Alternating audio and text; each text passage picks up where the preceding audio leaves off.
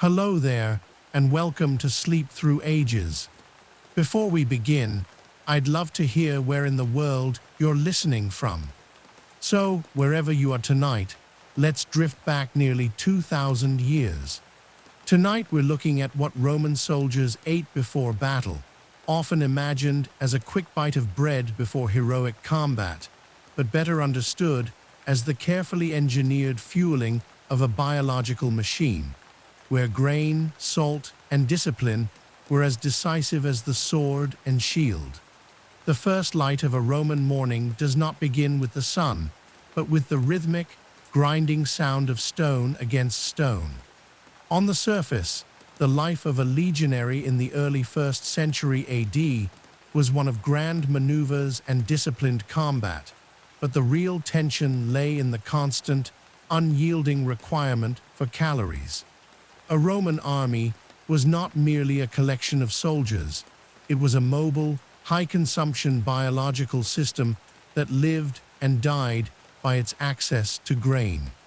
In the background, as the morning mist clung to the leather tents of the encampment, the first task of every 8-man squad, the contubernium, was the processing of their daily ration.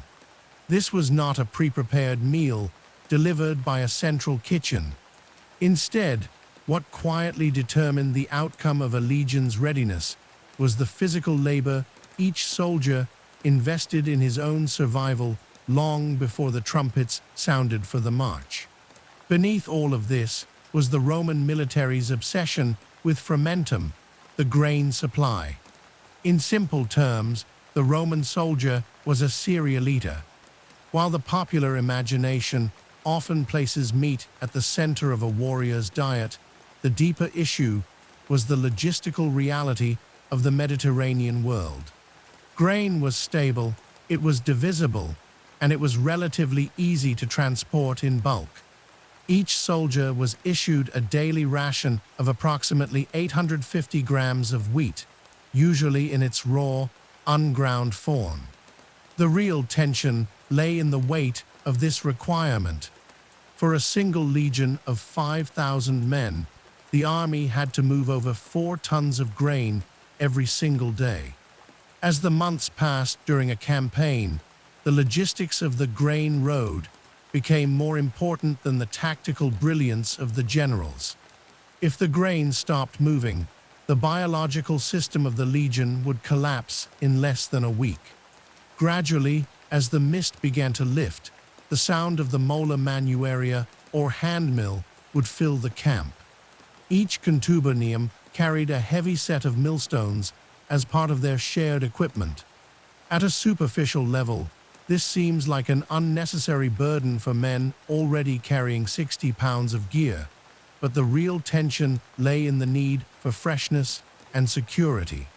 Flour spoils quickly in the damp or heat of a campaign, but whole grain can last for months if kept dry. By issuing raw grain, the Roman military ensured that the soldiers' primary fuel source remained viable until the very moment of consumption. At the core of the conflict between the soldier's exhaustion and his hunger was the millstone. 2 men would sit outside the tent, turning the upper stone while pouring grain into the center. The smell of crushed wheat, sweet and dusty, would mingle with the sharp scent of wet leather and the wood smoke from 100 small fires. Slowly, the camp would begin to stir. You can hear the creak of leather armor, the lorica segmentata, as men stretched and adjusted their gear. In simple terms, the preparation of food was the first act of discipline in a Roman soldier's day. It was not a solitary activity. Because the millstones were too heavy for one man to carry, the logistics of the meal forced the squad to work together.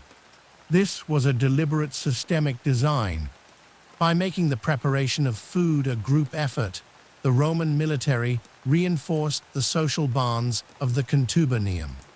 The men who ground the grain together, who shared the flour, and who sat around the same small fire were the same men who would stand shield to shield in the face of a barbarian charge. What truly shaped the outcome of a battle was often this culinary cohesion, forged in the quiet hours before the dawn. At this stage, the choice of grain was also a matter of rank and status. While the standard legionary was issued wheat, triticum, there were times when the supply chain failed or punishment was required. The real tension lay in the issuance of barley or hordeum. In the background of Roman military culture, barley was seen as animal feed, fit for horses but shameful for men. To be put on barley rations was a severe disciplinary measure, a logistical shaming that indicated a unit had failed in its duty. Beneath all of this was the Roman understanding of nutrition and dignity. Wheat was the food of the civilized world, the food of the citizen soldier. Barley was the food of the disgraced. This systemic use of food as a social tool ensured that the soldiers remained as hungry for their status as they were for their bread. +1, as events unfolded, the preparation of the grain would move toward the fire. The most common form of the morning meal was pulse, a thick, dense porridge. On the surface, pulse appears to be a simple dish, but the deeper issue was its versatility and high energy density. The ground wheat would be boiled in a bronze pot with water and a pinch of salt. At a superficial level, it was bland, but at the core of the conflict was the soldiers' need for slow-release carbohydrates. This porridge provided the fuel for a 20-mile march under the weight of a full pack. In simple terms, the Roman soldier was a slow-burning engine. The logistics of the march were predicated on the fact that a man fueled by wheat porridge could maintain a steady pace for hours without a significant drop in energy. The real tension lay in what the soldiers added to their pulse to make it palatable. Gradually, as the soldiers became more experienced with the local environment, they would supplement their rations. In the background, every camp had a market of sorts where soldiers could trade for small additions. A splash of olive oil, a handful of dried beans, or perhaps a bit of salt pork would be stirred into the pot. Beneath all of this was the Roman salarium, or salt allowance. Salt was not just a seasoning. It was a biological necessity for men who were sweating profusely during heavy labor. What quietly determined the outcome of a soldier's health was this balance of minerals and calories. A soldier who lacked salt would quickly succumb to cramps and exhaustion, rendering him a liability in the line of battle. In simple terms, the cooking fire was the center of the legionaries' social world. As the pots began to bubble, the men would talk, not of grand strategy, but of the weight of their packs, the state of their boots, and the quality of the grain. The real tension lay in the constant battle against the elements. If the wood was damp, the smoke would be thick and acrid, stinging the eyes and clinging to the woolen cloaks. The sound of the fire, the crackle of dry twigs, and the low hiss of sap was the white noise of the Roman camp. At a superficial level, it was a moment of relaxation, but the deeper issue was that even here, the soldiers were governed by strict regulations. Fires had to be contained, and the camp had to be kept clean. The Roman military system allowed for no intellectual relaxation, even during the morning meal. Gradually, the sun would begin to break through the trees, glinting off the polished brass of the helmets hanging from the tent poles. The morning mist would dissipate, revealing the vast, orderly grid of the camp. From a distance, it appeared as a city of leather, perfectly aligned and silent. But the real tension lay in the transition from the private world of the contubernium to the public world of the legion. As the porridge was finished, the pots would be scoured with sand and water, a logistical requirement to prevent the spread of disease. At this stage, the discipline of the kitchen became the discipline of the army. A squad that was lazy with its cooking equipment was a squad that would soon be decimated by dysentery, a foe far more lethal than any Germanic tribesman. What truly shaped the outcome of the day's march was the portability of the food. In simple terms, whatever wasn't eaten for breakfast was often shaped into small cakes and baked over the coals to be eaten later as bucellatum or hardtack. The real tension lay in the teeth of the soldier. This bread was twice baked and incredibly hard, designed to be durable rather than delicious. It was a logistical insurance policy. If the army was forced into a sudden engagement, or if the baggage train was delayed, the soldier had a source of energy right in his pouch. Beneath all of this was the Roman belief in constantia, the ability to endure hardship. The hardtack was the physical manifestation of that endurance, a dry, salty fuel that kept the legion moving when others would have faltered. As events unfolded, the order to break camp would eventually be given. The sound of the bucina, the military horn, would cut through the air, signaling the end of the morning meal. At a superficial level, the meal was over, but the deeper issue was that it had successfully performed its systemic function. The soldiers were fed, their bonds were reinforced, and their equipment was ready. The real tension now shifted from the fire to the road.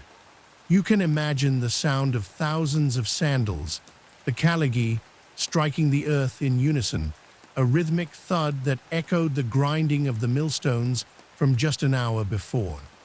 The legion was no longer a collection of hungry individuals. It was a fueled machine, moving toward the horizon with a steady, unyielding momentum. Slowly, the camp would disappear behind them, leaving only the charred circles of the fires and the trampled grass. In simple terms, the Roman soldier lived in a cycle of grinding, boiling, and marching. At the core of the conflict was the struggle to maintain this routine in every climate and every terrain. Whether in the heat of the Syrian desert or the damp cold of the British Highlands, the grain ration remained the constant. What quietly determined the outcome of Rome's expansion was this culinary uniformity. A soldier could be transferred from one end of the empire to the other, and he would find the same grain, the same millstones, and the same pulse.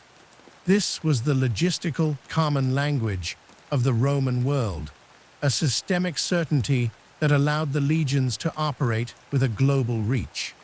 As the sun begins to warm the high wooden palisades of the camp, the initial rush of the morning meal transitions into the more methodical logistics of the contubernium.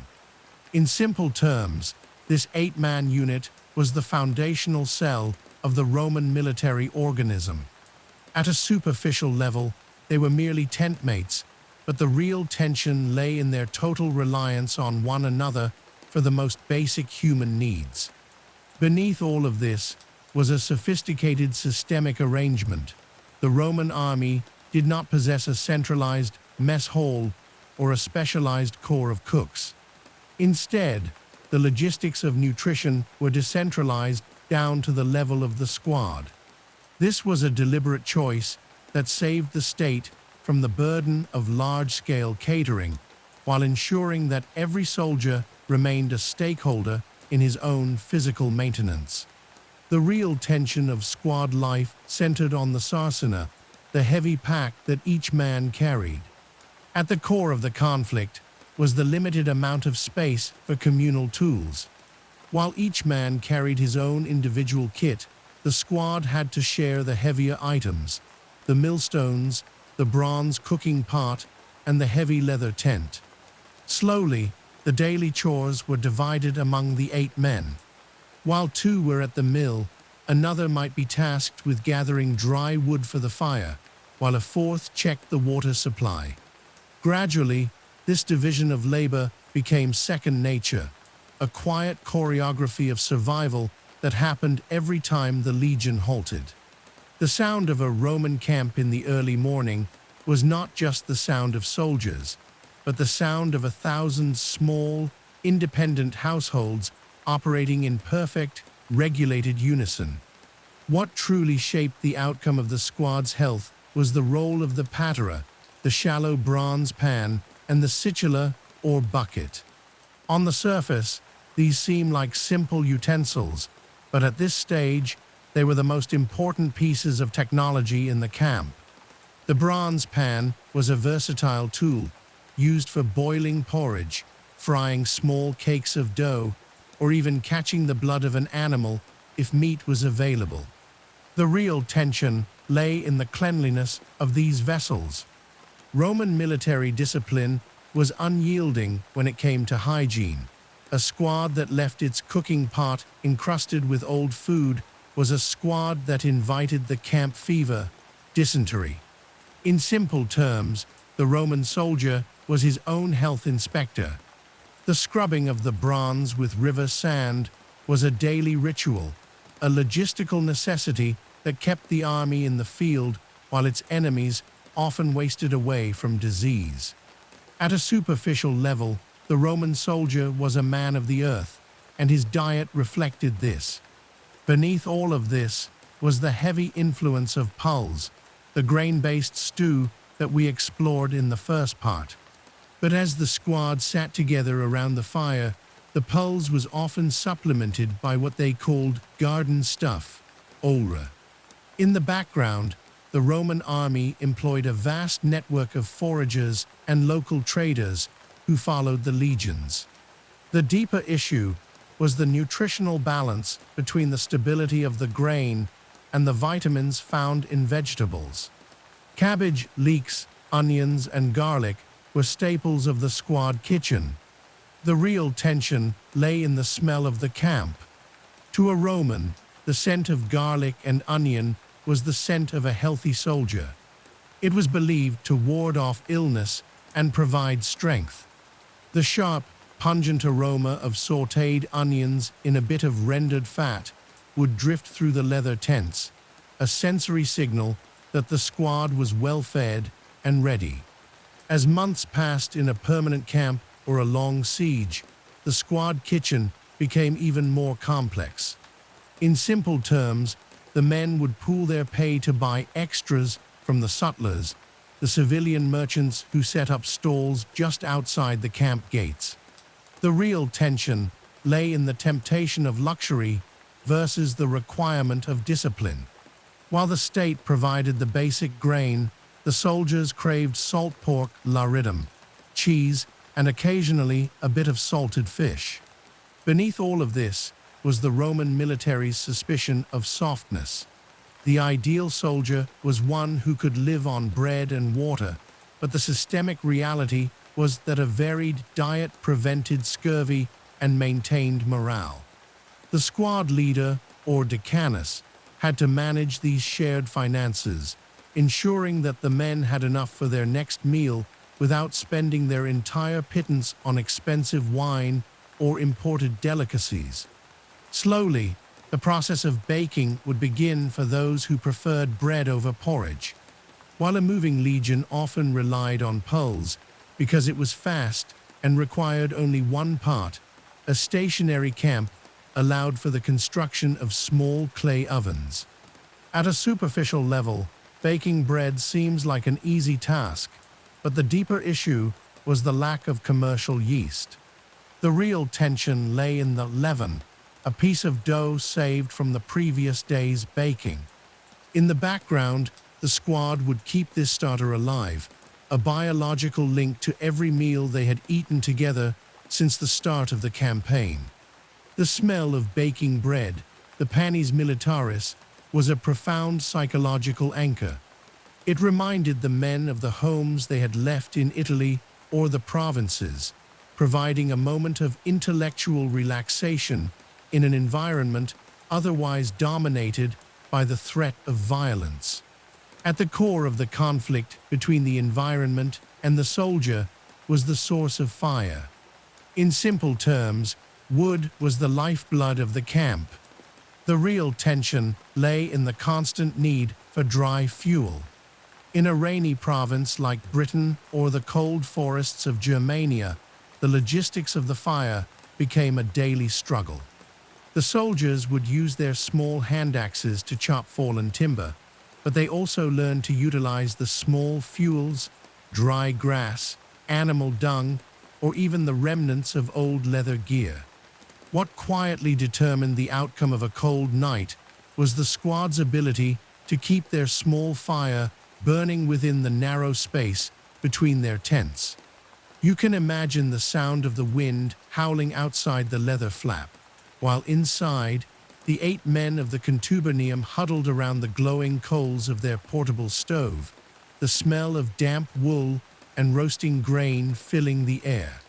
As events unfolded during a siege or a prolonged defense, the squad kitchen would often become a place of innovation. In simple terms, when the supply lines were cut, the men had to become hunters and gatherers. The real tension lay in the Roman military's official stance on hunting. It was often seen as a distraction from drill and discipline. However, beneath all of this was the pragmatic realization that the men needed meat to survive long winters. Archaeological finds in Roman camps often reveal the bones of deer, wild boar, and even snails. At a superficial level, these were treats, but at a systemic level, they were vital protein supplements. The squad would roast these small catches over the fire, the fat dripping into the coals with a hiss and a flare of light, providing a brief, savory respite from the endless cycle of grain. The deeper issue of the squad meal was the issue of water. In simple terms, a soldier needed at least 3 liters of water a day, and much more during a march. The real tension lay in the quality of the source. A legion would never camp without access to a river or a spring, but even then, the water was often suspect. Beneath all of this was the Roman solution, pasca. Pasca was a mixture of water and sour wine or vinegar. At a superficial level, it sounds unappealing, but at a systemic level, it was a stroke of logistical genius. The acidity of the vinegar killed many of the bacteria in the water, and the taste masked the staleness of water kept in leather skins. It was the Gatorade of the ancient world, providing hydration, a mild antiseptic, and a bit of energy. Every squad had a bucket of pasca sitting near the fire, a constant, sharp-smelling presence in their lives. Gradually, the sun reaches its zenith, and the squad kitchen is packed away. The pots are wiped clean, the leather tent is folded, and the remaining bread is tucked into the pouches. In simple terms, the logistics of the meal are integrated into the logistics of the movement. The real tension now is the weight of the stomach. A soldier who has eaten too much porridge will be sluggish on the march, while one who has eaten too little will faint. What truly shaped the outcome of the Roman infantry's endurance was this precise calibration of intake. The men of the contubernium watched one another, ensuring that everyone had their share and that no one was lagging. This was the silent discipline of the squad, a form of peer-to-peer management that the officers relied upon but rarely had to enforce. Beneath all of this was the sensory reality of the meal's conclusion. The sound of the campfire being doused, the sudden hiss of steam, and the smell of wet ash signaled the end of the squad's private time. The real tension lay in the sudden transition to the public life of the century and the cohort. As the men stood up and adjusted their heavy belts, the creak of the leather and the jingle of the brass plates served as a reminder of their true purpose. They were not just cooks and tent mates, they were the teeth of the empire. But the deeper issue was that they could only be the teeth because they had first been the squad. The shared labor of the kitchen had forged them into a single, unbreakable unit. At a superficial level, we see the Roman soldier as a cold, armored statue, but in the quiet hours of the squad kitchen, we find a more human reality. We see the smoke in their eyes, the grain in their teeth, and the shared responsibility of the fire. The real tension of history is not just in the battles, but in the millions of small meals prepared in the dirt of 1,000 camps. These meals were the biological fuel for the conquest of the world.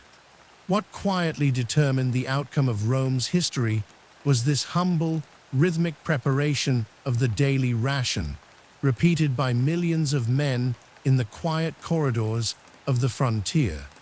While the individual soldier focused on the grind of his hand mill, the deeper issue of his survival was managed by a vast, invisible network of administrators, merchants, and specialized military officers.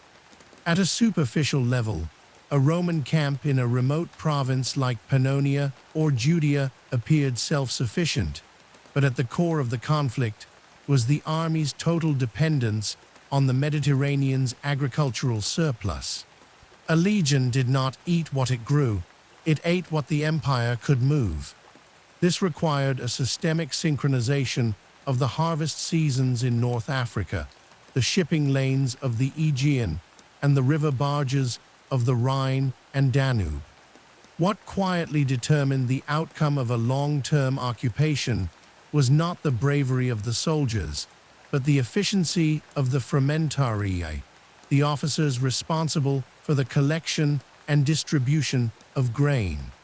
In simple terms, the Roman Empire was an extraction machine designed to funnel calories toward the frontier. The real tension lay in the tax in kind. Most provinces paid their dues to Rome not in gold, but in grain. Beneath all of this was the annona militaris, the system of military supply that ensured the legions were fed before the civilian population. In the background, the arrival of a grain fleet at a port like Ostia or Caesarea was a moment of supreme logistical importance.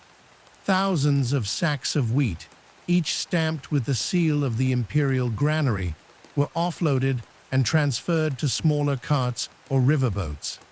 The sound of the camp morning, the rhythmic grinding of the mills, was the final, audible link in a chain that began thousands of miles away in the sun-drenched fields of the Nile Delta. Gradually, the grain reached the Horia, the massive stone granaries that were a central feature of every permanent Roman fort. At a superficial level, these buildings were just warehouses, but the deeper issue was their sophisticated engineering. Roman architects understood that their most valuable resource was vulnerable to two primary enemies, moisture and rodents. The real tension lay in keeping the grain dry. To solve this, the Horia were built on raised stone pillars, allowing air to circulate beneath the floor. In the background, small ventilation slits in the thick stone walls ensured a constant breeze, preventing the wheat from fermenting or sprouting. The smell of a Roman granary was a dry, dusty sweetness, the smell of a secure future. A soldier walking past these massive structures could hear the wind whistling through the vents, a sensory reminder that the system was holding. As months passed during a campaign, the frumentarii had to move from simple collection to active requisitioning.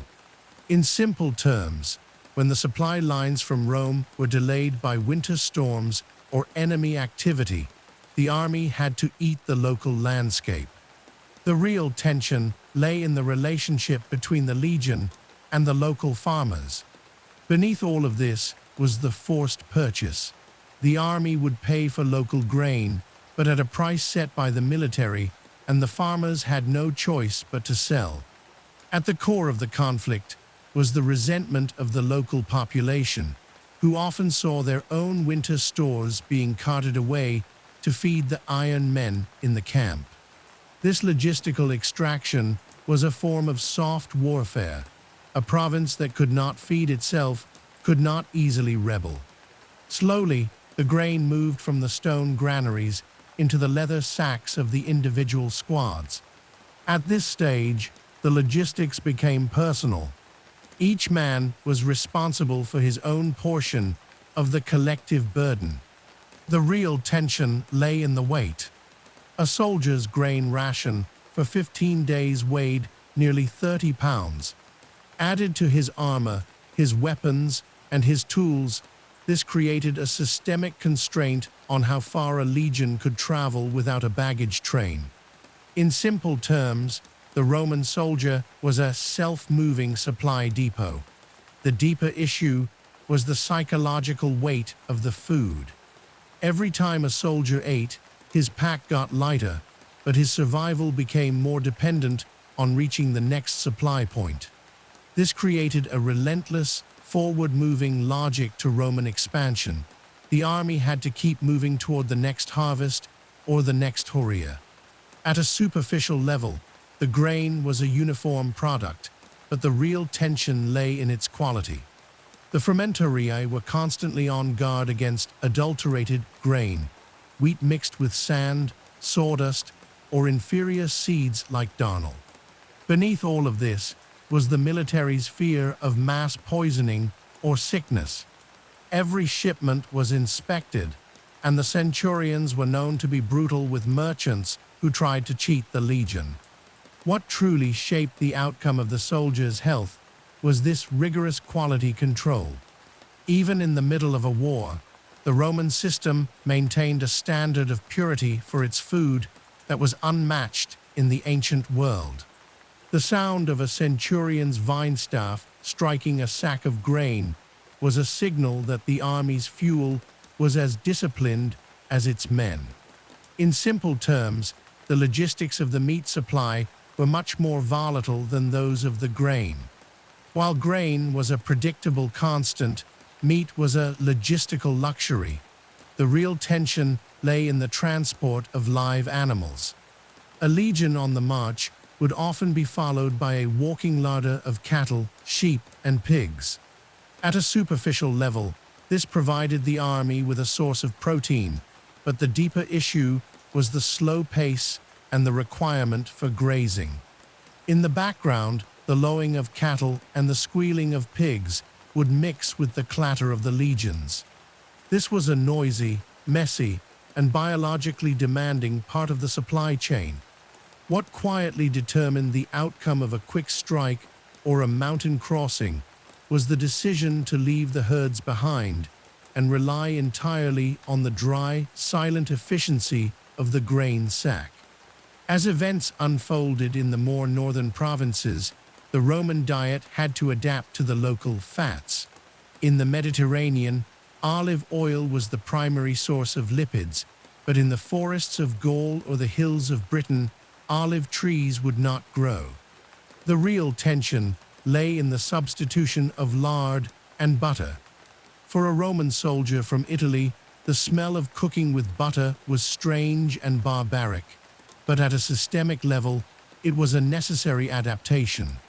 Beneath all of this was the Roman army's ability to incorporate local resources without losing its own identity. They would take the local pork and the local fats, but cook them in the Roman style, boiled in the bronze patera with a bit of salt and vinegar. This was a logistical creolization, where the empire's stomach learned to digest the resources of its conquests. Slowly, the sun begins to dip lower, casting long shadows across the rows of grain sacks stacked near the camp center. In simple terms, the logistics of the harvest were a race against the sun and the seasons. At the core of the conflict was the need to fill the granaries before the winter snows closed the mountain passes. The real tension was the fear of a hungry spring, the period when the old stores were running low and the new crop was not yet ready.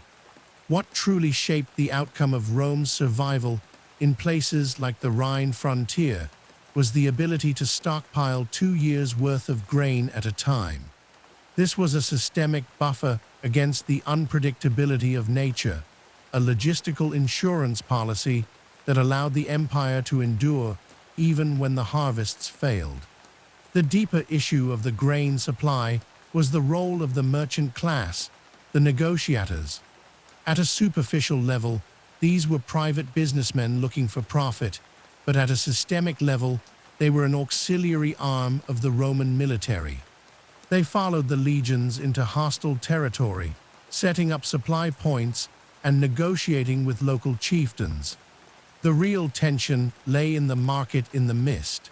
Often, the first Romans a barbarian tribe would meet were not the soldiers, but the grain merchants. These men provided the logistical intelligence that the generals needed.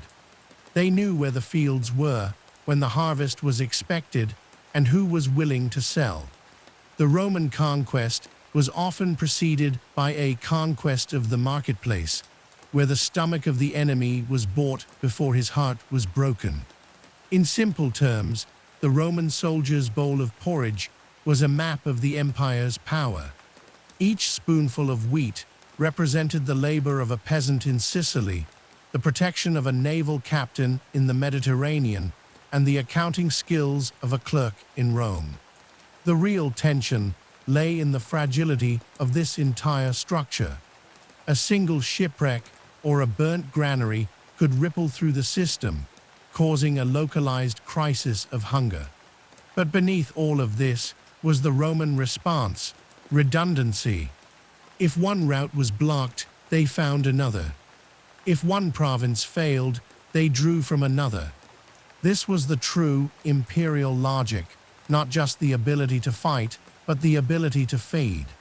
As the morning preparations end and the squad packs away its millstones, there is a quiet sense of satisfaction.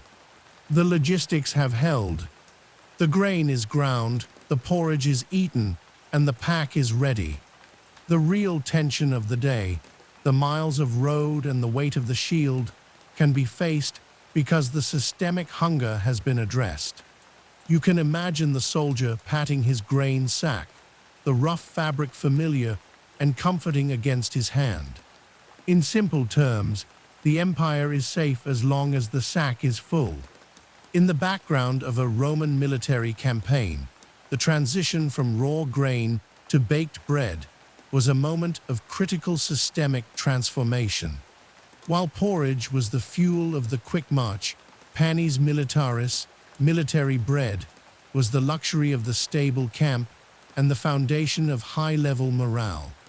On the surface, the process of baking in a field environment appears simple, but the real tension lay in the chemistry of the dough and the logistics of the heat. A Roman legion did not just build walls and ditches, it built ovens. At a superficial level, these were mounds of clay and stone, but at the core of the conflict between nature and the soldier was the ability to control fire and fermentation in the middle of a wilderness. The sound of a camp at rest was often the low, crackling roar of the furnace, the field oven, as it reached the precise temperature needed to turn wet dough into a hard, portable life raft of calories. Beneath all of this was the Roman understanding of the leaven.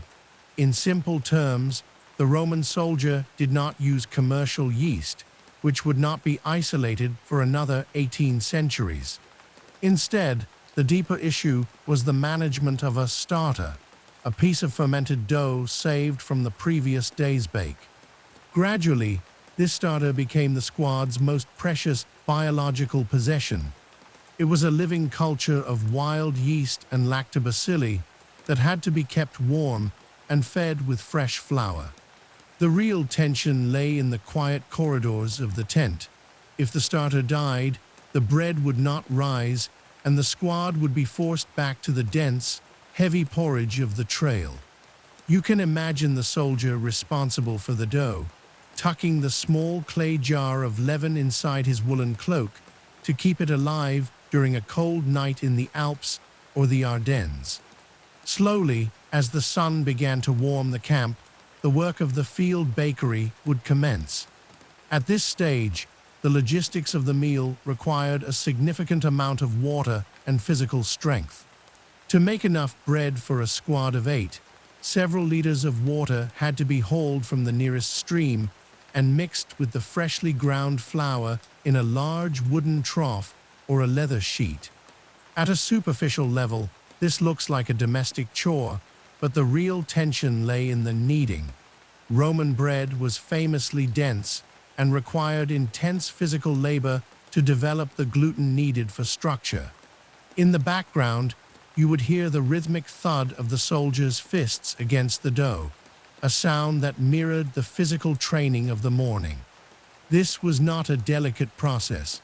It was a military operation performed on a biological substrate. What truly shaped the outcome of the bread's quality was the design of the furnace.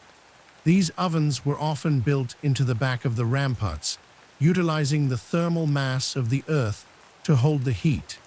In simple terms, a fire was built inside the oven until the stones were glowing.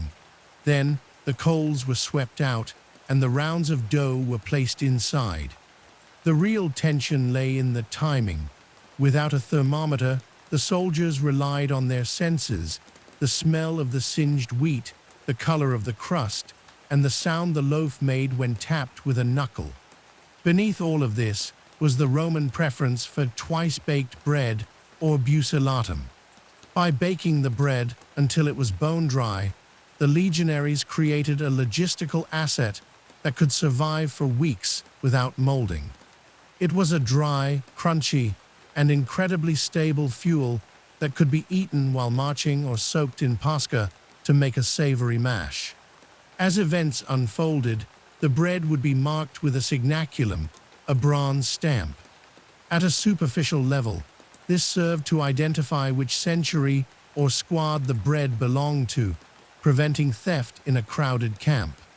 But the deeper issue was the systemic requirement for accountability. Every loaf was a tracked unit of the empire's resources. The real tension lay in the scoring of the loaf. Roman military bread was typically circular and divided into 8 wedges, one for each member of the contubernium. This was a physical manifestation of the squad's equality. No man ate until every man had his portion. As the smell of the baking bread, nutty, toasted, and warm, began to drift through the leather tents, it acted as a chemical signal of safety and order. For a moment, the early morning mist and the creaking of armor were replaced by the comforting, domestic logic of the bakery. Slowly, the loaves would be pulled from the oven using a flat wooden peel. The sound of the hard crust clattering onto a wooden table was the sound of a completed logistical cycle. In simple terms, the raw wheat of the Nile had been transformed into the refined energy of the Roman soldier. The real tension lay in the weight. A fresh loaf was heavy with moisture, making it a burden to carry, but as it dried into bucellatum, it became a lightweight, high-energy ration. At the core of the conflict was the trade-off between flavor and portability. The soldiers preferred fresh bread, but the empire demanded durability. What quietly determined the outcome of a long-range scouting mission or a forced march was the quantity of this hard bread tucked into the soldiers' leather pouches, the farlies. Beneath all of this was the role of the panis quadratus, the iconic 8-segmented loaf. In simple terms, the shape was a masterpiece of social logistics. The deep grooves allowed the bread to be broken easily by hand without the need for a knife, a critical detail for men who were often eating while holding a spear or standing guard.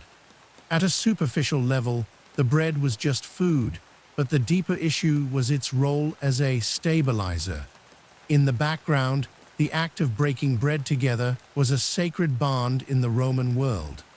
The real tension of the camp, the fear of the unknown, the exhaustion of the labor, was mitigated by this shared, rhythmic consumption.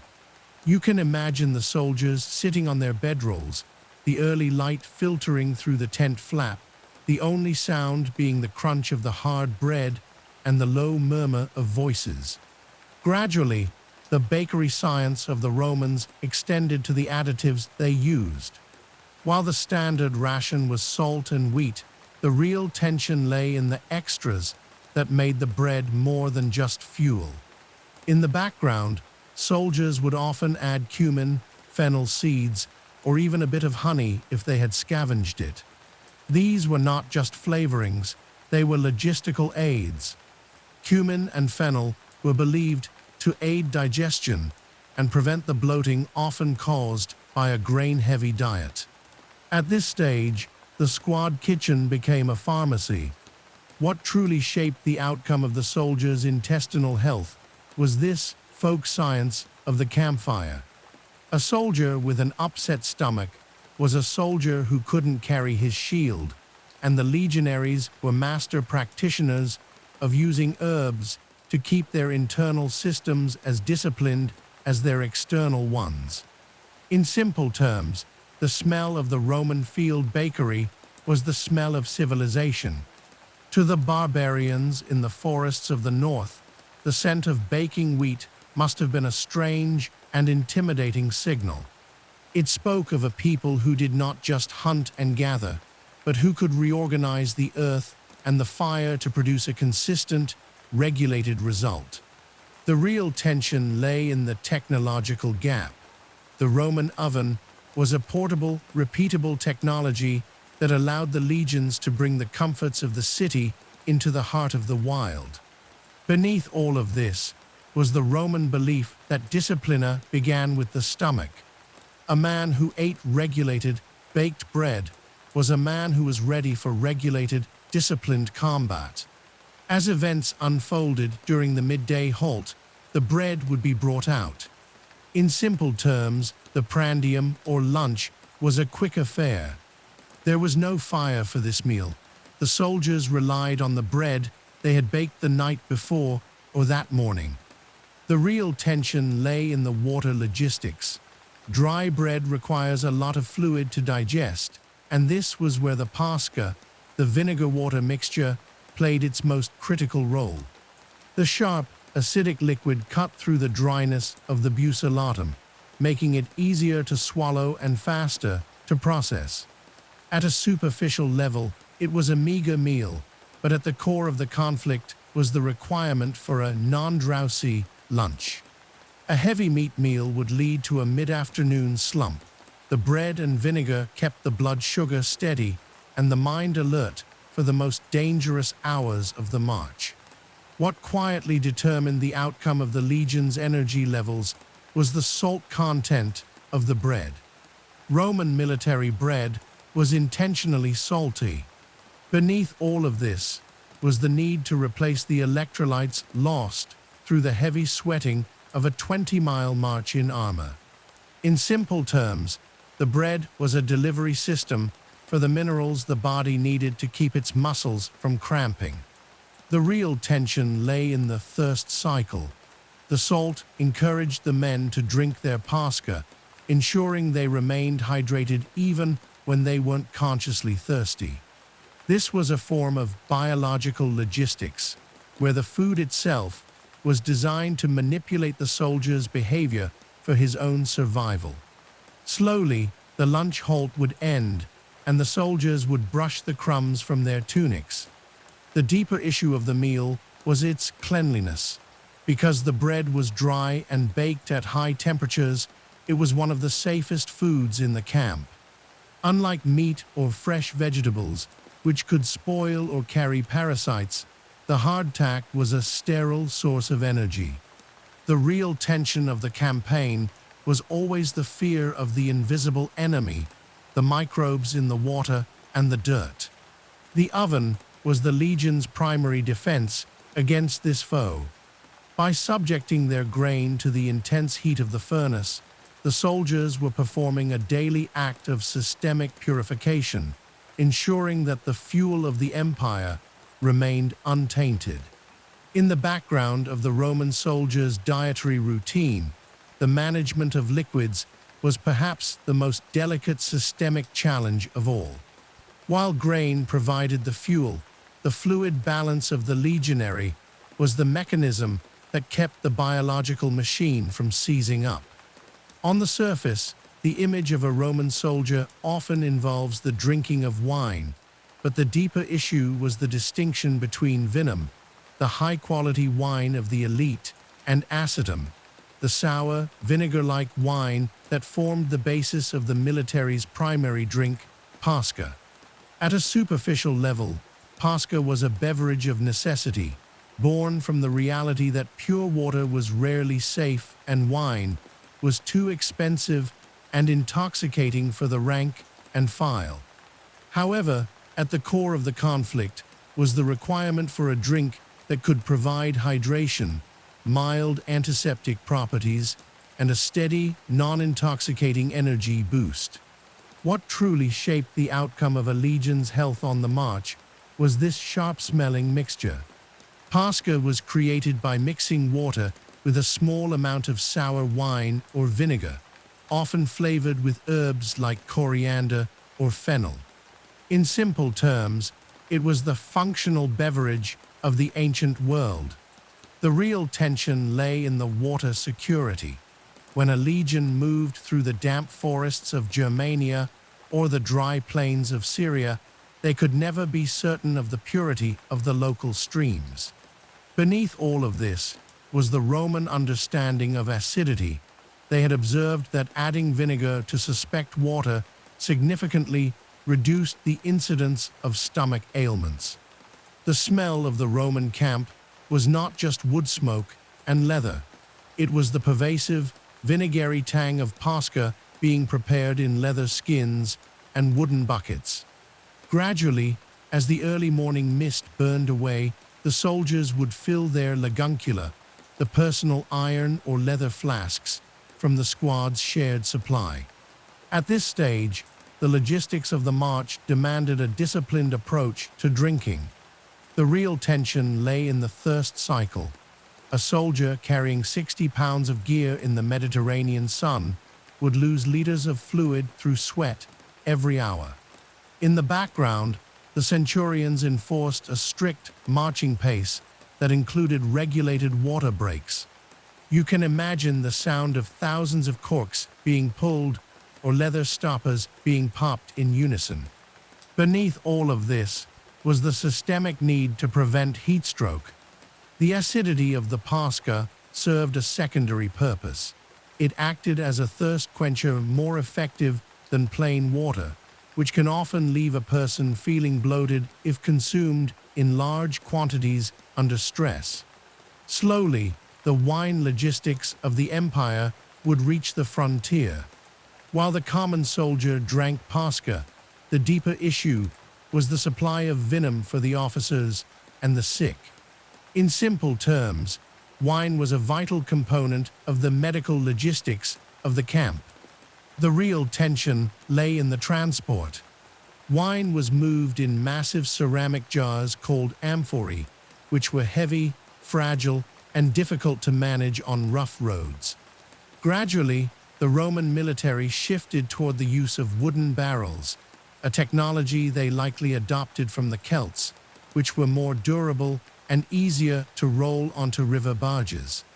At a superficial level, this was a minor change in packaging, but at the core of the conflict was the ability to keep the officers' mess and the camp hospital supplied with the calories and the mild sedative properties of fermented grapes.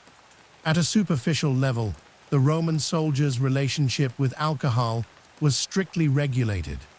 Beneath all of this was the military's absolute ban on drunkenness while on duty. The real tension lay in the fortified sobriety. A soldier who was intoxicated was a soldier who could not maintain the intervals of the triplex, Achais, the triple battle line. Pasca was the perfect solution because the alcohol content in the sour wine was minimal, often further diluted by the large volume of water. It provided a trace of the sugar and the nutrients found in grapes without the neurological impairment of a strong vintage. In the background, the quiet corridors of the military law, the disciplina militaris, provided harsh punishments for those who sought out straight wine during a campaign. The vinegar was the guardrail of Roman readiness. In simple terms, the taste of Pascha was the taste of the legion. For a new recruit, the sharp, acidic bite of the drink was a shock to the system, but as events unfolded over years of service, it became the sensory anchor of their existence. The real tension lay in the psychological transition from the varied wines of an Italian village to the uniform vinegar water of the frontier. Beneath all of this was the Roman belief that luxury was the parent of weakness. By forcing the men to drink a harsh, functional liquid, the state was reinforcing their identity as hard men. What quietly determined the outcome of a soldier's morale was this collective endurance of a meager diet. They drank together, grimaced together, and marched together, their shared discomfort forging a bond that no enemy could easily break. As months passed during a long siege, the logistics of hydration became even more complex. In simple terms, when the local water source was cut off or poisoned, the legionary had to rely on the vat logistics of the camp. Every fort was equipped with massive underground cisterns to catch rainwater. The real tension lay in the staleness. Water sitting in a dark stone cistern for months becomes flat and unpalatable. This was where the vinegar played its most critical, soft logistics role. It masked the taste of the stagnant water, making it drinkable for the men even under the most dire conditions. Beneath all of this was the Roman engineering genius, the aqueducts that, where possible, brought fresh, moving water directly into the camp, feeding the baths and the kitchens. The sound of running water in a Roman fort was the sound of systemic health. The deeper issue of hydration was the role of the medicus, the camp doctor. At a superficial level, he dealt with wounds, but at a systemic level, he was the manager of the liquid pharmacy. The real tension lay in the herbal additives. To the Pascha, the medicus would often recommend adding specific herbs based on the local climate. In the damp cold of the north, they might add ginger or mustard to warm the blood. In the heat of the east, they might add mint or hyssop to cool the humors. Gradually, the squad's bucket of vinegar water became a sophisticated delivery system for preventative medicine. What truly shaped the outcome of a campaign was this silent healthcare, where the soldiers were being treated for the environment every time they took a sip from their iron flasks. Slowly, the sun climbs higher, and the dust of the road begins to coat the soldiers' throats. In simple terms, the march is a battle against dehydration. The real tension is the leather and iron heat. As the men move, the creaking of their armor is a constant rhythm, and the jingle of their canteens against their thighs provides a metallic percussion. At the core of the conflict is the soldier's impulse to drink his entire ration at once. What quietly determined the outcome of a 20-mile day was the sip discipline. The veterans knew to take small, frequent tastes of the sharp Pascha, keeping the mouth moist without filling the stomach with too much weight. This was the wisdom of the road, passed down from the older men to the recruits in the quiet hours of the night. Beneath all of this was the Roman army's ability to digest the world. When they reached the edges of the empire, they encountered foreign drinks, the thick, honeyed beers of the Celts and the fermented grain drinks of the Germanic tribes. At a superficial level, the Roman soldiers were curious, but at the core of the conflict was a systemic rejection of these barbaric liquids. To a Roman, beer was a sign of a disordered society, a drink that made men wild and unpredictable. They clung to their Pascha and their diluted wine as symbols of their Romanitas. This was a logistical boundary. By maintaining a distinct diet and a distinct drink, the legionaries remained an island of Roman order in a sea of foreign chaos. The vinegar was a preservative not just for the water, but for their very identity. In simple terms, the preparation of Pascha was a daily ritual of purification. In the background, as the morning fire died down, the squad leader would measure out the vinegar from the squad's shared skin. The sound of the liquid splashing into the wooden bucket was the sound of a renewed contract with the state. The real tension of the day, the miles of unknown territory, could be faced because the internal system was balanced. You can imagine the soldier feeling the cool weight of the iron flask against his side, a reassuring presence in a world of heat and uncertainty. The logistics were sharp, acidic, and firm. Beneath the steady, cereal-driven rhythm of the Roman diet, there was a secondary, more potent requirement for the hard logistics of lipids and protein. While the grain provided the endurance for the march, it was salt pork and fat that provided the explosive energy and the structural repair for the soldier's muscles. On the surface, the Roman legionary is often portrayed as a near-vegetarian, but at the core of the conflict between biological necessity and imperial supply was the constant, quiet hunt for laridum, salted pork fat. In simple terms, a man carrying 60 pounds of gear while excavating miles of trenches every evening cannot survive on carbohydrates alone. His body requires the dense, slow-burning caloric payload that only animal fats can provide. What truly shaped the outcome of a winter campaign in the frozen north was the army's ability to move vast quantities of preserved meat and rendered lard alongside its mountains of wheat. The real tension of the protein supply lay in the preservation gap. Unlike grain, which is naturally stable, meat is a biological liability in a world without refrigeration. To solve this, the Roman military system relied on a sophisticated, multi-layered approach to salt. In the background, the Salinae, the massive state-owned salt pans along the Mediterranean coast, were as vital to the war effort as the iron mines. Salt was the invisible infrastructure of the empire. Every slab of pork was cured in a thick crust of salt until the moisture was drawn out, creating a food source that could sit in a humid baggage wagon for months without spoiling. At a superficial level, this made the meat incredibly hard and salty, but the deeper issue was its role as a concentrated fuel. A small piece of salt pork, boiled down into a stew, could provide enough calories to sustain a man through a double-time march or a night-long guard duty in the sleet. Gradually, as the squad sat around their small fire in the pre-dawn hours, the sound of the knife against the salt pork was a familiar percussion. At this stage, the preparation was more than just cooking. It was a form of culinary rehydration. The soldier would slice a thin piece of the white, salt-crusted fat and drop it into the bronze patera.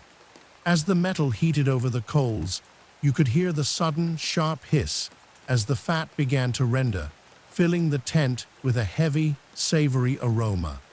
Beneath all of this was the systemic benefit of flavor and morale. To a man who had been eating dry bread and vinegar water for days, the taste of salt fat was a profound psychological reward.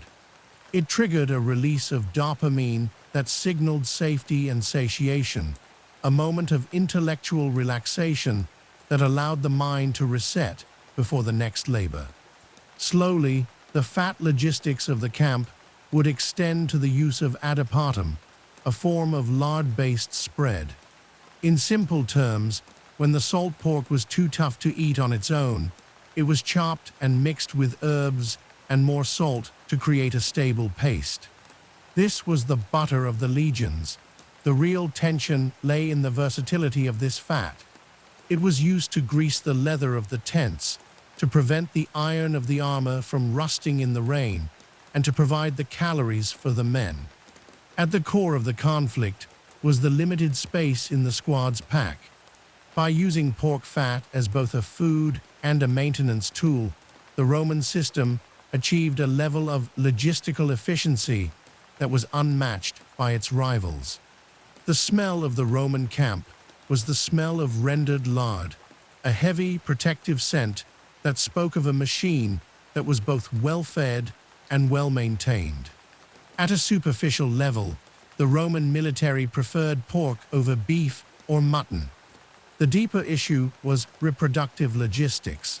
Pigs are the only livestock that exist solely to be eaten. They do not provide wool or labor, and they reproduce with a speed that cattle cannot match. In the background, the empire's walking larder of pigs was a self-replenishing supply chain. However, as events unfolded in the more rugged provinces, the army had to adapt to what was available. Archaeological evidence from the forts along Hadrian's Wall shows a significant consumption of beef. The real tension lay in the logistics of scale. To feed a legion with beef required the slaughter of massive oxen, which provided a sudden, overwhelming surplus of meat that had to be eaten or preserved immediately. This led to the development of camp butcheries, specialized areas within the fort where the meat was salted, smoked, and stored in the quiet corridors of the granary's cooler basements. In simple terms, the salted fish supply, salsamentum, provided the third pillar of the protein system.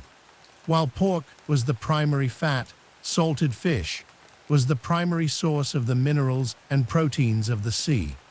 Moving through the background of the Roman supply lines were thousands of small, sealed ceramic jars containing garum or liquamen, the fermented fish sauce that was the universal seasoning of the Roman world. The real tension lay in the smell.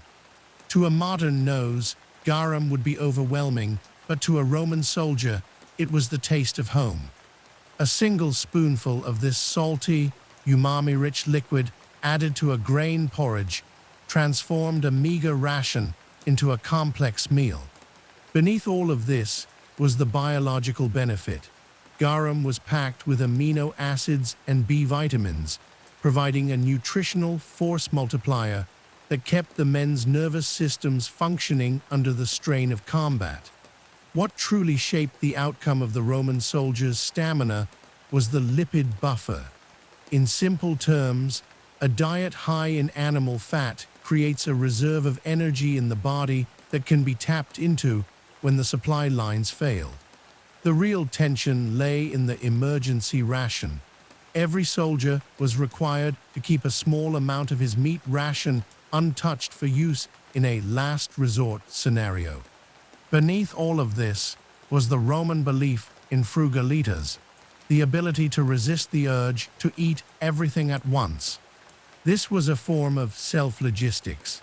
A veteran soldier knew how to portion his salt pork so that he always had a small bit of fat to chew on during the most grueling parts of the march. You can imagine the soldier, his mouth dry from the dust, feeling the slow, oily release of energy from a small piece of rind tucked into his cheek. Gradually, the social logic of the meat ration became a tool of military hierarchy. At this stage, the distribution of meat was often used to reward excellence or punish failure. The premium, a special award of fresh meat, was given after a successful skirmish or a particularly well-executed engineering project. On the surface, it was just a steak, but the deeper issue was the prestige cost. In a world where most meals were grain-based, fresh meat was a sign of the commander's favor and the state's abundance. Conversely, the denial of meat was a common disciplinary measure. A soldier who was forced back to a diet of pure wheat porridge felt the loss not just in his stomach, but in his status within the contubernium. The salt pork was the currency of morale. As months passed in a winter camp, the smoked logistics took over. In the damp cold of the north, salt alone was sometimes not enough to prevent mold. The real tension lay in the smokehouse. Roman forts were often equipped with dedicated rooms where meat was hung above slow-burning fires of green wood. The real tension lay in the scent of the frontier. The smell of hickory or oak smoke would permeate the clothes and the skin of the soldiers, a sensory marker of their winter identity. This smoked meat, suilla fumosa, was even more durable than salt pork, providing a rock-solid logistical foundation that allowed the legions to remain in the field while their enemies were forced to disperse and hunt for survival. The smoke was a preservative for the army's ability to wage total war. In simple terms, the preparation of the meat was the final act of the squad kitchen. As the sun began to set and the day's march ended, the salt pork would be diced and added to a pot of boiling water with beans and greens. This was the ears, the broth. The real tension lay in the steam of the trench. As the men dug their defensive ditch, the smell of the boiling pork would drift over the ramparts, a signal that the day's labor was nearing its conclusion. The sound of the wooden spoons scraping the bottom of the bronze pots was the sound of a system recharging. The fat and the salt were being reabsorbed into the biological machine, preparing it for the cold night and the unknown morning. While the state-issued grain and salt pork formed the bedrock of the legionaries' existence, the real tension lay in the constant, gnawing desire for freshness. On the surface, the Roman military was a rigid, top-down supply system, but at the core of the conflict between the soldier's stomach and his environment was the need for supplemental nutrition. A diet consisting solely of dry wheat and cured fat would eventually lead to the seasickness of the land, scurvy, and other vitamin deficiencies. To counter this, the Roman army operated with a highly developed, yet often informal, system of foraging and local trade. What truly shaped the outcome of a soldier's health were the gatherers of the wild, the soldiers who scoured the woods and the lixi, the civilian camp followers who provided the vital logistical link between the army and the local landscape.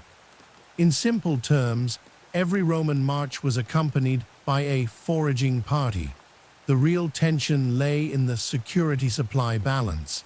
To send soldiers out to gather food was to risk their capture or death in a sudden ambush.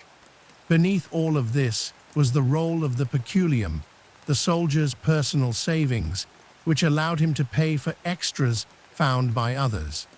In the background, as the legion set up its nightly camp, the sound of the lixi arriving was as familiar as the sound of the trumpets. These were the merchants, the family members, and the opportunists who lived in the shadow of the eagle. They brought with them the seasonal bounty that the state could not provide: wild honey, fresh eggs, seasonal berries, and the bitter greens of the meadows.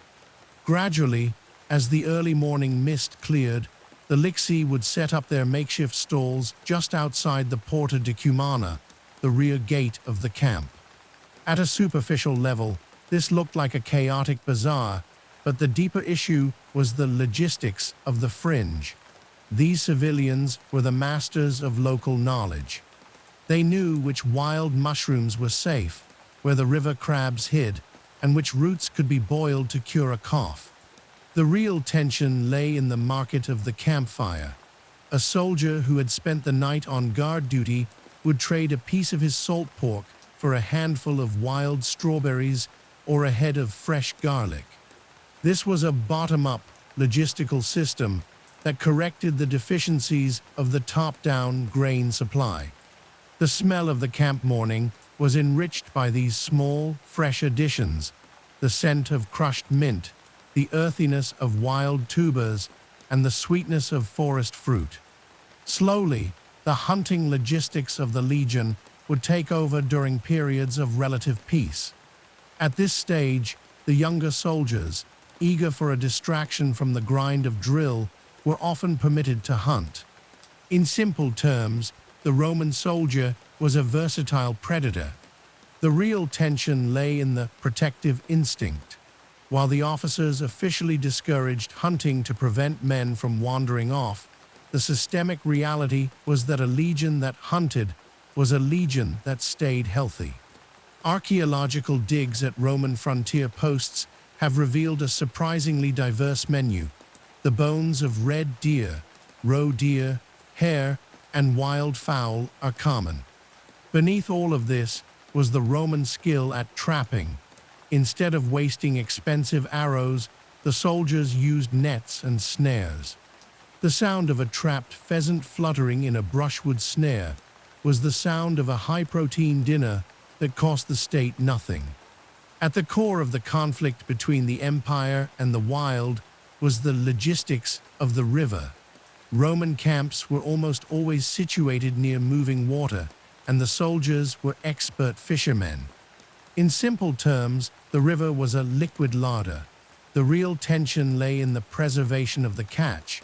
While some fish were eaten fresh, the deeper issue was the creation of a local garum. Soldiers would salt the river fish in small jars, creating a fermented protein boost that could be carried in their packs. Beneath all of this was the Roman use of the casting net. Two soldiers, standing waist-deep in the cold water of the Rhine or the Danube, could provide enough trout or perch for their entire contubernium in an hour. The jingle of the lead weights on the net hitting the water was a sensory marker of a successful foraging mission. What truly shaped the outcome of the soldiers' winter survival was the collection of hard fruits. In simple terms, as the summer ended, the foraging intensified to include nuts and dried fruits. The real tension lay in the caloric storage. Walnuts, hazelnuts, and chestnuts were gathered by the bushel and stored in the quiet corridors of the leather tents. These were the power bars of the ancient world, packed with fats and proteins and immune to the damp. At a superficial level, they were snacks, but at a systemic level, they were a critical buffer against the hungry spring. A soldier with a pouch full of dried figs and walnuts was a soldier who could endure a week-long scouting mission without needing to light a fire or reveal his position. In the background, the elixir also provided the logistical link to the dairy world. Roman soldiers, primarily coming from Mediterranean cultures, were not heavy milk drinkers, but they were masters of cheese, caseus. The real tension lay in the portability of the protein. Fresh milk spoils in hours, but hard, pressed cheese can last for months. The camp followers would buy milk from local tribes and convert it into the small, round wheels of cheese that the soldiers loved. Beneath all of this was the salted cheese technique. The cheese was soaked in brine, making it as durable as the panis militaris. The sound of the cheese knife, a sharp, wooden-handled tool, clinking against a hard wheel of pecorino, was a sign that the squad was about to enjoy the most prized addition to their bread. Slowly, the honey logistics would reach its peak in the late summer.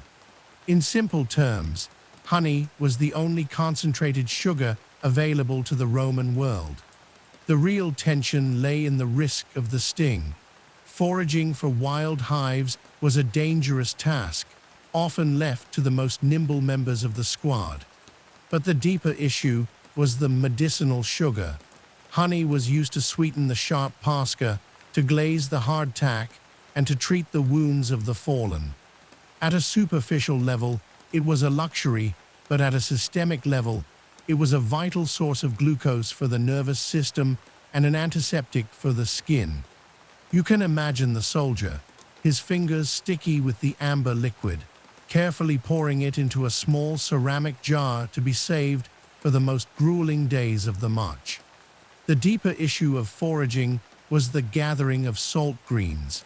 In simple terms, when the army was on the move through dry areas, they would look for plants like samphire or wild celery. The real tension lay in the salt-mineral balance. These plants grew in salty soils and provided both moisture and the electrolytes needed for the heart and muscles. Beneath all of this was the Roman knowledge of field salad. They would toss these greens with a bit of vinegar and olive oil, creating a fresh, acidic side dish that cut through the heaviness of the salt pork. What quietly determined the outcome of a soldier's digestive regularity was this constant intake of fiber from the wild garden. As events unfolded during the evening meal, the foraged goods were often shared among the contubernium. In simple terms, the extras were the currency of squad friendship. The real tension was the social contract. If one man found a hive or caught a deer, the entire group benefited. This was the communal logistics of the frontier. It reinforced the idea that the squad was a single, hungry organism that lived off the land as much as it did from the granary. The sound of 8 men sharing a roasted wild boar, the crackle of the bones in the fire, and the laughter of the quiet corridors provided the psychological relief that made the empire's discipline sustainable. On the surface, the Roman soldier was a cog in a massive, impersonal machine. But beneath all of this was a man who knew the taste of his local environment. He was a botanist, a hunter, and a trader. What truly shaped the outcome of the Roman conquest was this adaptive appetite. The legions didn't just conquer the tribes, they ate the tribes' resources. They integrated the local flavors into the Roman system, making every province a part of the imperial stomach. The real tension of the morning, the grinding of the stone, was made bearable by the hope of the wild bounty found in the afternoon. When a legion transitioned from the shifting logistics of the march to the permanent stability of a stone-built fort, the quiet corridors of their culinary life became a marvel of ancient engineering. On the surface, a Roman fortress like Vindolanda on the British frontier or Carnuntum on the Danube was a military installation, but at the core of the conflict between isolation and endurance was the design of the mess infrastructure. In simple terms, the Roman military did not just build walls to keep enemies out. They built internal systems to keep the soldiers' bodies functioning at peak efficiency. What truly shaped the outcome of a long-term occupation was the movement from the temporary squad fire to the institutionalized kitchen ranges and the military gardens that turned every fort into a self-sustaining biological hub. The real tension of a permanent base lay in the logistics of scale. While a squad of 8 could manage a small fire in a leather tent, a garrison of 5,000 men required a centralized, yet decentralized, approach to heat and hygiene. Beneath all of this was the construction of the culina, the fort kitchen. Unlike the open-air fires of the trail, these were specialized rooms built with thick masonry to prevent the spread of fire. In the background, as the morning mist rolled over the stone ramparts, the sound of the fort was the heavy, industrial thud of the large-scale Mali, the massive animal-powered mills that supplemented the soldiers' hand mills. These mills allowed for the rapid processing of the grains stored in the nearby Horia, ensuring that the fuel of the empire was always ready for the oven. Gradually, the design of the fort kitchen became a masterpiece of thermal logistics.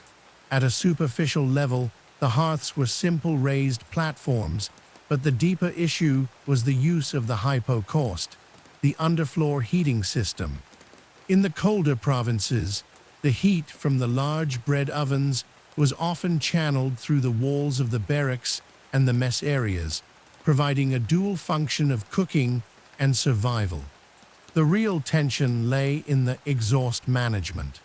Roman engineers designed sophisticated flues and chimneys to draw the smoke away from the sleeping quarters, a logistical necessity that prevented the respiratory illnesses that plagued other ancient armies.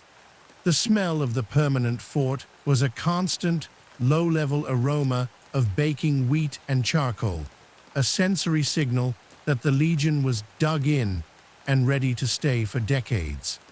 Slowly, the gardens of the eagle, the Prata Legionis, began to take shape outside the fort walls. In simple terms, when the army stopped moving, it started planting. The real tension lay in the nutritional buffer. While the grain ships still arrived at the nearest port, the deeper issue was the need for fresh produce to prevent the seasickness of the interior. Beneath all of this was the Roman tradition of the hortus, the kitchen garden. Every century was often assigned a small plot of land to grow leeks, cabbages, and medicinal herbs. What quietly determined the outcome of a harsh winter was the availability of these salt greens and roots. The sound of the morning in a stone fort included the scrape of the sarculum, the hoe as soldiers tended their vegetables, a moment of productive relaxation that connected them to the agrarian roots of the Roman citizen state. At the core of the conflict between the environment and the garrison was the logistics of waste. In simple terms, 5,000 men living in close proximity for years create a massive amount of organic refuse. The real tension lay in the sanitation system. Roman forts were engineered with a complex network of stone-lined sewers that utilized the runoff from the bathhouses to flush the latrines and the kitchen drains. This was a closed-loop logistics system. The waste from the kitchens and the stables was often collected and composted to fertilize the Prata Legionis, ensuring that the soil remained productive. This systemic hygiene was the reason Roman legions could occupy a single site for generations without the soil or the water becoming toxic. The sound of the fort was the constant, low-level rush of water through the drainage channels, the circulatory system of the legion's health. What truly shaped the outcome of the fort's diet was the aqueduct feed. In simple terms, a permanent fort required a constant, high-volume supply of fresh water for more than just drinking. At a superficial level, it was for the baths, but at a systemic level, it was for the culinary hygiene. Every kitchen area had stone basins fed by lead or terracotta pipes. The real tension lay in the gravity logistics. The water had to be brought from miles away, often across valleys on arched bridges, to reach the fort at the correct pressure. Beneath all of this was the Roman obsession with moving water. Stagnant water was the enemy of the state. By ensuring that every cooking pot was filled with water that was literally falling from the mountains, the Roman system maintained a biological barrier against the plagues that decimated their enemies. In the background, the permanent fort also allowed for the development of specialized storage. The horia, the granaries, were the most well-built structures in the fort, but the real tension lay in the cellar logistics. Beneath the administrative buildings, engineers dug deep, cool cellars for the storage of perishable goods like cheese, cured meats, and jars of wine.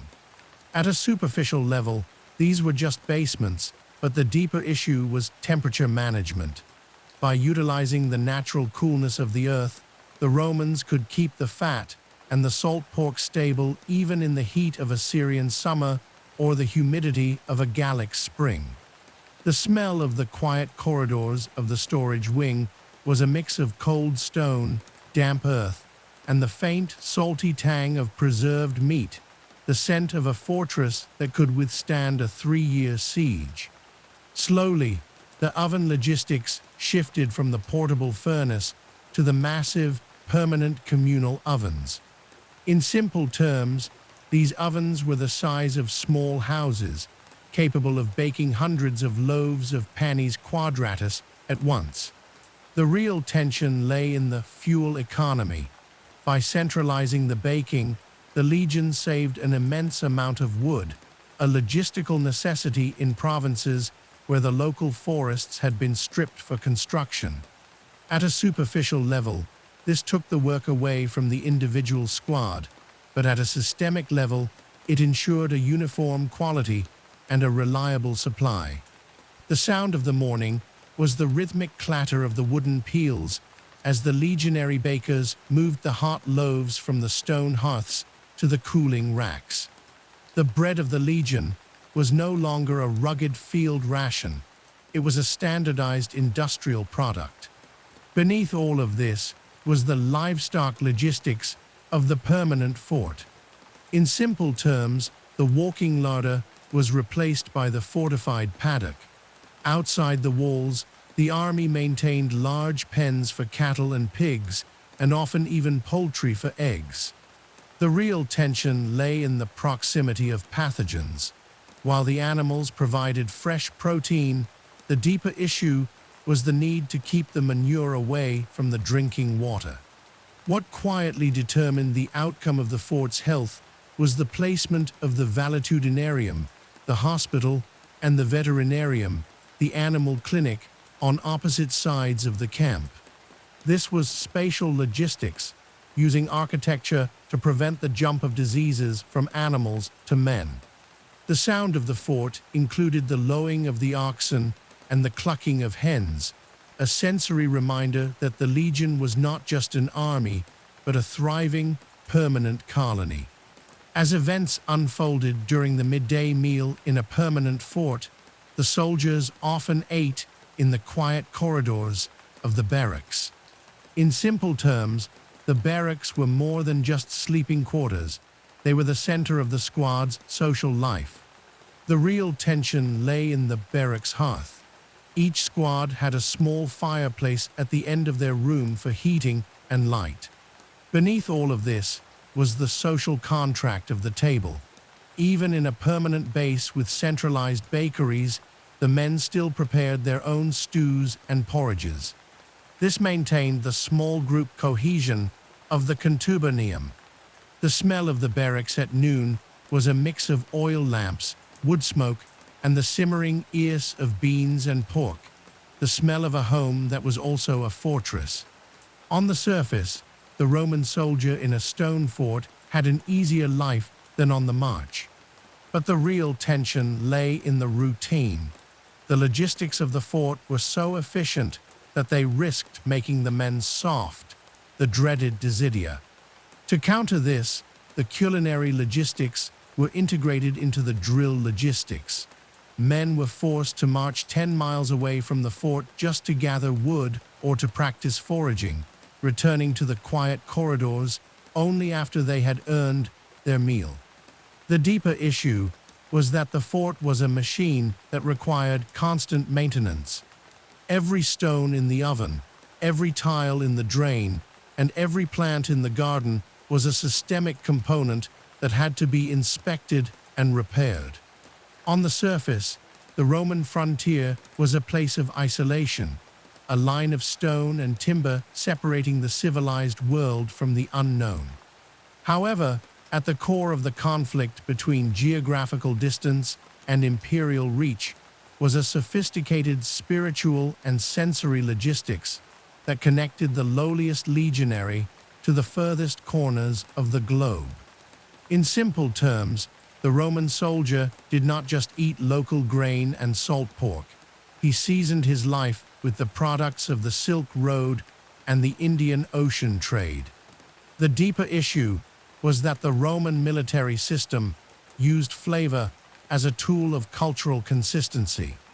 Whether a soldier was stationed in the rainy highlands of Britain or the scorching deserts of Arabia, his bowl of porridge tasted the same because the empire was capable of moving tons of black pepper, cumin, and ginger across 3 continents. What truly shaped the outcome of the soldier's morale was this taste of the center, a sensory reminder that he was part of a global, interconnected superpower. The real tension of the spice trade lay in the cost of distance. At a superficial level, spices like black pepper, piper, were luxuries for the wealthy elite in Rome, but the systemic reality was that pepper was a standard issue for the military. Beneath all of this was the Roman belief in the digestive logic of spice. Pepper was not just a flavor, it was a medicinal preservative. It was believed to stimulate the internal fires, helping the body break down the heavy grain and dense fats of the military diet. In the background, as the morning mist clung to the barracks, the sound of the camp was the light, sharp clatter of a small stone pestle in a ceramic mortar. A soldier would grind a few peppercorns, imported from the Malabar coast of India, and stir them into his pulse. This was the ultimate logistical miracle. A man on the edge of the world consuming a berry that had traveled 5,000 miles by monsoon wind, camel caravan, and river barge. Gradually, the pepper logistics of the empire became a standardized part of the military budget. In simple terms, the state purchased pepper in such massive quantities that it could be distributed even to the common soldiers as part of their extras. The real tension lay in the security of the supply chain. To get pepper to the Rhine or the Danube, the Roman system had to maintain the Red Sea ports, the desert outposts of Egypt, and the shipping lanes of the Mediterranean. Every spoonful of spice in the soldier's bowl was a testament to the stability of the entire imperial structure. If the spice stopped flowing, it was a signal that the connective tissue of the empire was failing. The smell of the Roman barracks at mealtime was a pungent, exotic mix of the local and the global, the damp, earthen smell of the frontier forest clashing with the sharp, warm heat of Indian pepper and Egyptian cumin. Slowly, the spices of the East became the pharmacy of the camp. At this stage, the logistics of the meal were inseparable from the logistics of healthcare. At a superficial level, cumin and ginger were used to mask the taste of stale grain or sour wine, but the deeper issue was their antiseptic value. Cumin was widely used in the Roman military to treat the respiratory ailments common in cold, damp provinces. In the background, the medicus would oversee the distribution of ginger to those suffering from stomach distress. The real tension lay in the calibrating of the internal climate. The Roman theory of medicine was based on the balance of humors, and spices were the tools used to adjust that balance. A soldier who felt cold and wet from the British rain would be given hot and dry spices. This was a form of biological engineering that kept the army in the field regardless of the local weather. At the core of the conflict between the local environment and the imperial identity was the use of silphium, or its more common substitute, asafoetida. In simple terms, the Romans were obsessed with umami, the deep, savory flavor found in fermented fish sauce and specific resins. While the original silphium from Cyrene went extinct due to overharvesting, the logistics of the empire quickly shifted to importing asafoetida from the mountains of modern-day Afghanistan and Iran. The real tension lay in the pungency.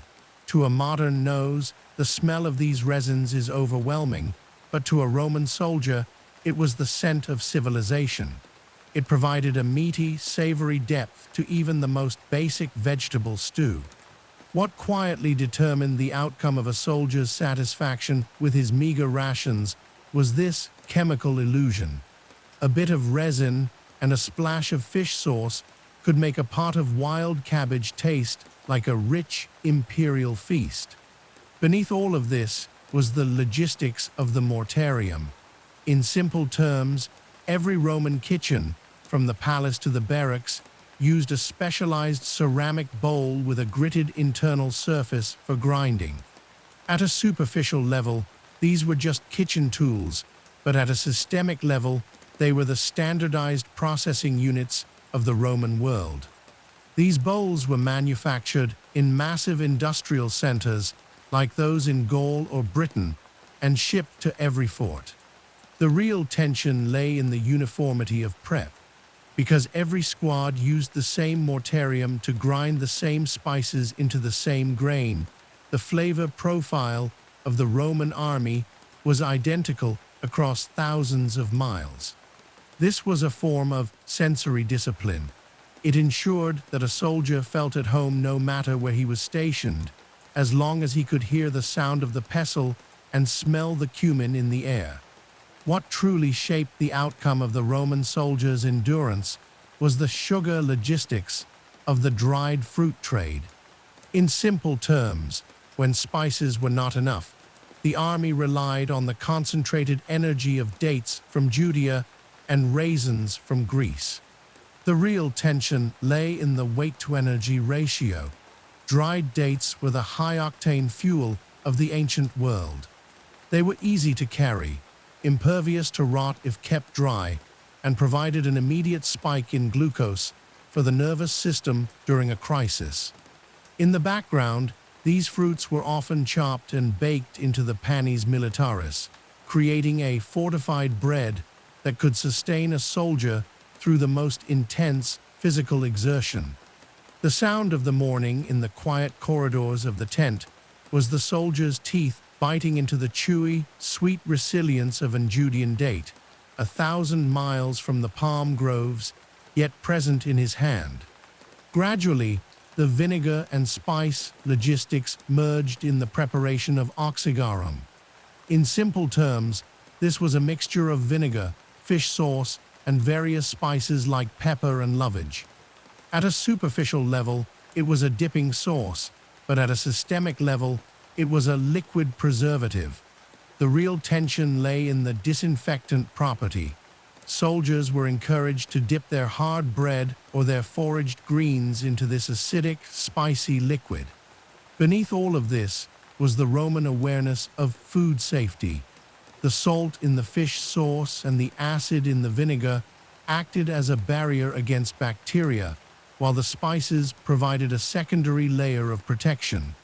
This was multi-factor logistics, where every ingredient in the meal was serving at least 3 different biological and tactical purposes simultaneously. The deeper issue of the spice trade was its role in diplomatic logistics. At a superficial level, spices were for eating, but in the background, they were used as currency and gifts. A centurion might use a small bag of rare pepper to negotiate with a local chieftain, or to reward a particularly skilled scout. The real tension lay in the value density. A pound of pepper was worth more than a soldier's annual salary. This made the quiet corridors of the granary, where the spices were stored in locked chests, the most secure part of the fort. What quietly determined the outcome of a local alliance was often the Roman ability to provide luxury goods that the local elite could not otherwise access. The stomach of the empire was also its hand of diplomacy. Slowly, the sun rises higher, and the smell of the morning meal begins to dissipate as the fires are doused. In simple terms, the spice ritual is over, but the biological effects remain. The real tension of the march, the cold and the damp, is countered by the internal heat of the pepper and the ginger. At the core of the conflict is the soldier's physical comfort. By providing him with a taste of the global empire, the Roman system provided him with a sense of psychological superiority. He wasn't just a man in a forest. He was a representative of a civilization that could command the monsoon winds. The logistics of the spice trade were the soft power that reinforced the hard power of the legionary's sword. As the cold, gray light of a major engagement broke over the Roman lines, the quiet corridors of the camp were replaced by a profound, heavy stillness. On the surface, this was the moment of maximum tactical danger, but at the core of the conflict between the human spirit and the violence of war was the final systemic preparation, the battle breakfast. In simple terms, a Roman general never allowed his men to fight on an empty stomach. The deeper issue was the biologistics of combat. a soldier in a heavy infantry engagement, pushing with his shield, thrusting with his gladius, and maintaining a solid wall of iron, expends calories at a rate 4 to 5 times higher than during a normal march. What truly shaped the outcome of those desperate hours was the precise, calm delivery of a high-energy meal just before the trumpets sounded for the Akais, the battle formation. The real tension of the battle morning lay in the nervous stomach. At a superficial level, men facing the prospect of death lose their appetite, but beneath all of this was the rigid discipline of the disciplina militaris. The centurions and the decanus of each squad ensured that every man ate his fill. The meal was almost always a concentrated version of their daily staples, double rations of panis quadratus or a thick, salty porridge fortified with extra salt pork and a generous splash of pasca. Gradually, as the soldiers sat in the pre-dawn gloom, the sound of the camp was the rhythmic, steady chewing of 5,000 men, a sound of biological fueling that provided a psychological counterbalance to the adrenaline-fueled chaos of the coming fight.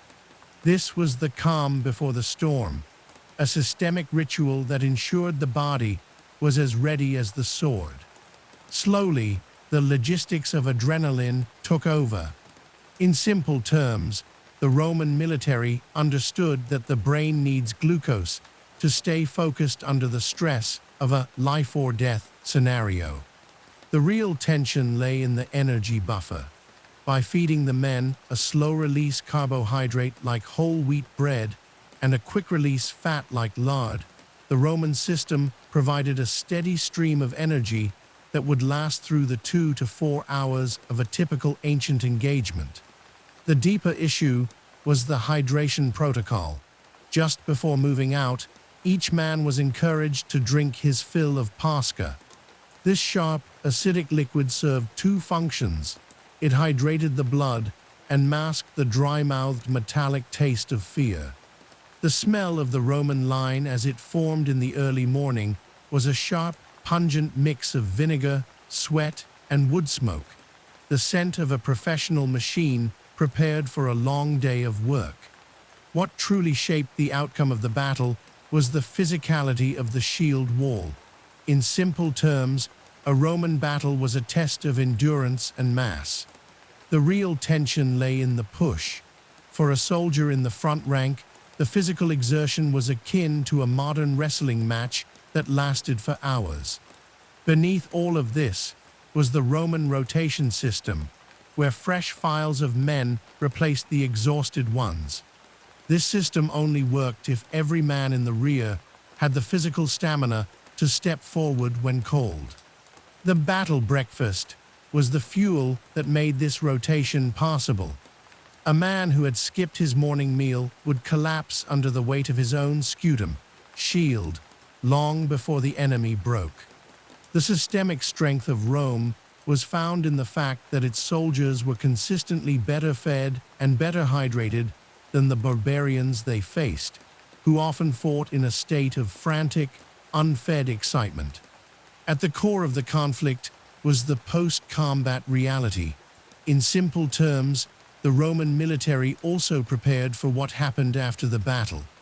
The real tension lay in the wounded logistics. A soldier who was well-nourished and hydrated had a significantly higher chance of surviving a wound than one who was depleted. Beneath all of this was the Roman observation that full blood clotted better and fought infection more effectively. The salt in their diet and the vinegar in their water provided a mild internal antiseptic. In the background, as the battle raged, the field kitchens were already being reset to prepare a victory stew of fresh meat and vegetables for the survivors. This was a psychological anchor. The soldier knew that if he survived the day, a warm, rich meal was waiting for him back in the camp. The stomach of the empire was a source of constant, quiet hope. Gradually, as the sun reached its zenith and the fighting concluded, the quiet corridors of the camp were restored. At a superficial level, the battlefield was a place of carnage, but at a systemic level, the logistics of recovery began immediately. The real tension lay in the caloric restoration. After the immense expenditure of energy, the soldiers required immediate protein and salts to repair their damaged muscles. The deeper issue was the shared bowl. The squad sat together again, their numbers perhaps thinned, but their ritual remained. The sound of the wooden spoons against the bronze patera was the sound of a system restabilizing itself. They would eat the fresh meat of the requisitioned herds, a reward for their bravery and a logistical necessity for their recovery. The deeper issue of Roman military nutrition was its role as a universal standard. In simple terms, the Roman soldier's diet was the same from the Sahara to the Scottish Highlands. The real tension lay in the cultural export. Wherever the Roman army went, it brought the cultivation of wheat, the production of wine, and the use of the furnace. Beneath all of this was the agrarian legacy. When veterans retired, they were given land where they continued to grow the same crops they had eaten in the legions. What quietly determined the outcome of European history was this culinary colonization. The Roman soldier was not just a fighter, he was a farmer in armor, planting the seeds of the modern Mediterranean diet wherever his boots struck the earth. Slowly, the legacy of the soldier's bowl reaches the modern world. In simple terms, we are the heirs to Roman logistics. The real tension of the modern food system, the need for stability, portability, and mass production, was first solved by the Roman military.